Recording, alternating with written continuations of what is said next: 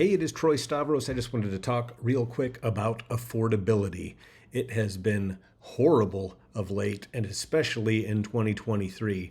Redfin recently came out with a research article about affordability and where we stand now compared to last year, as well as pre-pandemic, and where we're going to go, hopefully, moving forward. Let's take a look at the article here real quick.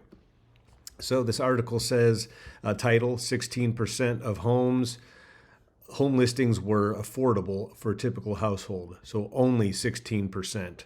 As we scroll down here and we take a look at this graph, it tells us just 15.5% of homes for sale in 2023 were affordable for the typical U.S. household. That is the lowest share on record. And that is down from 20.7% in 2022 and more than 40% before the pandemic home buying boom. So you can see where we were pre-pandemic and then just fell off a cliff as far as affordability goes.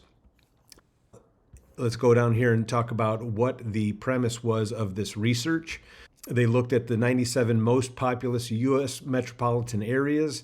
They said a listing is considered affordable if the estimated monthly mortgage payment is no more than 30% of the local county's median household income. So that is the calculation that they are using as to whether something is affordable or not. Then it went on to say that nationally, the number of affordable homes for sale dropped to the lowest level on record. There were 352,500 affordable listings in 2023, and that was down 40.9% from 2022 and down over 1 million during the prior decade. And it says that while the decline was partly due to a drop in listings, because listings overall fell 21.2% year over year, it's also due to the fact that elevated mortgage rates and stubbornly high prices made the listings hitting the market more expensive. It talks about mortgage rates here. Mortgage rates have fallen from their October peak.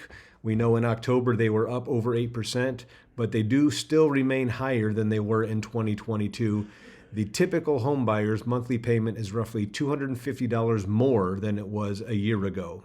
And it says elevated mortgage rates have also propped up housing costs by limiting supply because many homeowners are staying put instead of selling because they don't want to lose their ultra low interest rate. And that is bolstering home prices because it means that buyers are competing for a limited pool of homes. As far as what their economist says, economist Elijah De La Campa said, many of the factors that made 2023 the least affordable year for home buying on record are easing. So that's good news. She says that mortgage rates are under 7% for the first time in months. We're hovering right around 6.6% right now, which is good, or better, I should say.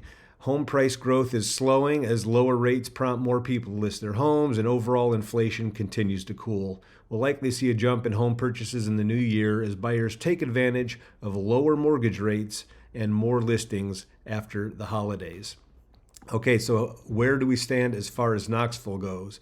If we go down here, they're breaking down the top 100 most populous U.S. metropolitan areas. And it's showing us what the share of affordable homes was in 2023, what it was in 2022, and the change in the number of affordable listings between those years. And you can see here in the top 20, we have 2 Tennessee cities. We have Nashville, and we'll scroll down a little bit further, and we have Knoxville. So when you look at Nashville only had 3.4% of homes that were affordable as far as 2023. That is incredibly low. And then in 2022, that share was just 8.8%. And the difference between 2022 and 2023 was the share of affordable homes in Nashville was down 68%. That is incredible.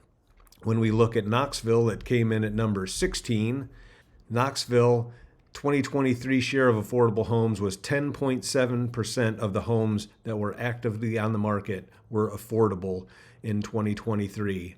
In 2022, there were 22.7% affordable homes. Between 2022 and 2023, the share of affordable homes dropped 62.2%. So obviously, we have been dealing seriously with an affordability issue here in Knoxville. Hopefully, with these rates coming down, that will help affordability. We'll be able to get more folks into homes that are looking to get into homes. And also, from what we've heard from the Fed, they're planning on reducing the interest rate at least 3 times in 2024. So hopefully that will push mortgage rates down even lower, allowing us to have even more affordable homes available for folks that are looking to get into one. Hope this has been informative. If you have any questions, don't hesitate to reach out. This is Troy Stavros with Cornerstone Realty Associates. We look forward to talking to you soon.